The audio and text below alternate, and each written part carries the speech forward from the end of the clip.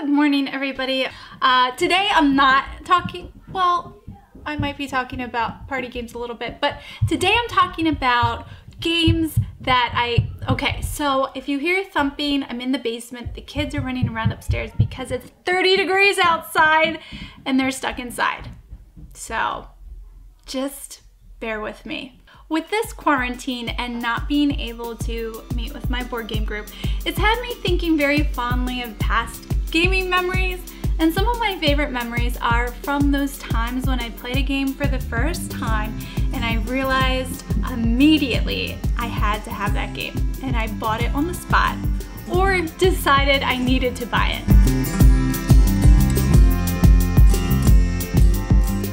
Orleans. I played this with my friends from game group. It was Jim and his daughter Shannon. They taught me Orleans, and this game I distinctly remember thinking, I like this a lot. My husband had always been like the pioneer into what games we buy, and I played this on my own without him, and I remember thinking, I think we should buy this. We went to PAX Unplugged a month or two later and we bought it, and it felt like such an achievement for me. It was that first big decision where I was like, yes, this is the game for me. I knew as soon as I played it, it was an on-the-spot game where I loved it so much. Orleans is a bag builder, and it's also a little bit of worker placement. Not really. It's a point salad. It's definitely a point salad. The whole point of the game is to just get as many oodles and oodles as points as you can to be the winner, and there's lots of different avenues to do that. It is primarily a bag builder where you're drawing little tokens from your bag, and then you can place them on your player board, and when you have the right combo of little workers, that activates your action. And then you can either like get a priest, you can work in the farm, you can build a house, you can travel, you can, I don't know, do all sorts of things. So the next game I wanted to talk about was another game that I learned at a con. I played it at PAX Unplugged last year. It's called Point Salad. It's a little filler card game where all the cards are vegetables. There are different amounts of vegetables in the cards, and there's different ways to get points when you collect the different cards. There's different combos that you can get. If you're collecting, like, say, onions and peppers, you can get so many points if you have the right point card for that. But then if you maybe have a mushroom in there, it'll subtract points. That's all it is. It's instantaneous decision making. It's so simple, it's dumb, but it works really well. And as soon as we played it, we thought, you know what, this is a great game and we need to add this to our collection. This next game is called Römisch Poker. It was Roman poker. It's a German game. It's a little tricky to find, but if you're really interested, you can find it online. It's a dice game, and all the dice have Roman numerals on it.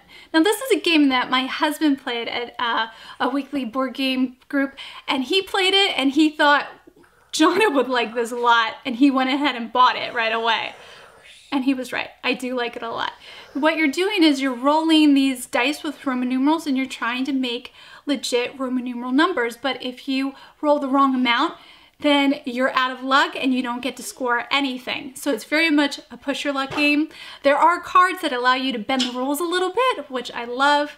It's just such a great little roll. It's kind of like a roll and write, because you're also scoring for yourself. Each time you roll, you write your score down. Oh, it always must go descending, and if you don't have a spot to put the score that you get, then it just goes as blank. So that's also kind of a cool part of the game. Anyway, Roman Poker was a game that my husband played and instantly knew that it was a game that we should buy. So this next game is Century Golem Edition, and it is a spin-off. It's the exact game as Century Spice Road with just different theming. However, I'm a fantasy fan, so I love the monster golems that are in this game, and the beautiful components and artwork is really more my style. So Century Golem Edition is a game where you're collecting gems and you're trying to get the right combination of colors to lure the golems to you. They're basically your reward. And the way that you get the different colored gems is by upgrading them with market cards. So you can collect market cards. It's more than a filler, but it's very easy breezy, light, and fun to play.